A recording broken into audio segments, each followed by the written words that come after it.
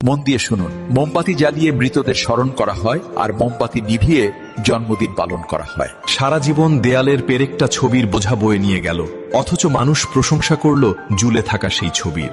1000 টাকার পায়েল পায়ে পরা হয়, আর 1 টাকার টিপ কপালে শোভা পায়। তাই দাম নয়, স্থানটাই আসল। ঘরে রাখা গীতা আর কোরআন কখনো ঝগড়া করে না, কিন্তু যারা এদের জন্য লড়াই করে তারা হয়তো এগুলো কখনো পড়েই না। নুনের মতো তেতো জ্ঞান দেওয়া মানুষই আসল বন্ধু। মিষ্টি কথা তো চাটুকাররাও বলে। ইতিহাস সাক্ষী, লবণে কখনো পোকা ধরেনি, কিন্তু মিষ্টিতে প্রায়ই ধরে।